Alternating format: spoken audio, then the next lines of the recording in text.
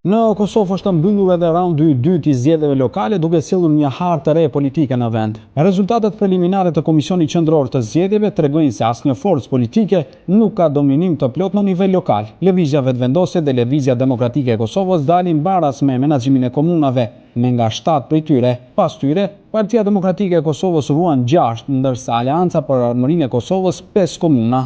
Nisma Social-Demokrate, Partia Turke KDTP dhe Iniciativa e Ramiz Ladrovcit kanë siguruar nga 1 komunë, ndërsa Lista Serbe vion të menaxhojë 10 komunat me shumicë serbe.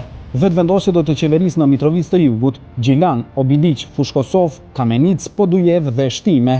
Lëvizja Demokratike e Kosovës do të vijojë të menaxhojë me komunën e Prishtinës dhe Pejës, ndërsa do të menaxhojë edhe në Dragash, Viti, Junik, Istok e Lipjan. Partia Demokratike e Kosovës ruan pozitat në qytetet si Prizren, Ferizaj e Skenderaj, ndërsa AAK-ja mban bastionet e saj tradicionale në Gjakov, Suhareg dhe Rahovec. Kryeministri aktual i Kosovës Albin Kurti, përmes një postimi në rrjetet sociale, teksa falenderoi qytetarët për pjesëmarrjen, kishte edhe një porosi: mbajeni përgjegjës tani secilin kryetar për premtimet e dhëna dhe gjendjen në qytete e fshatra, ka shkruar Kurti.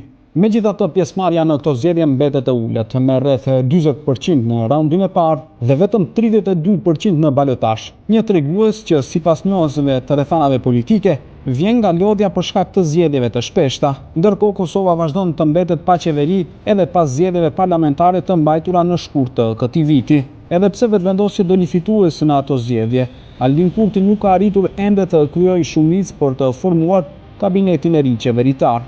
Kosova tashmë është në një realitet të ri, një hartë të re politike, një pushtet i ndarë në mënyrë pothuajse të barabartë dhe një vend që pret stabilitet politik në nivel qendror.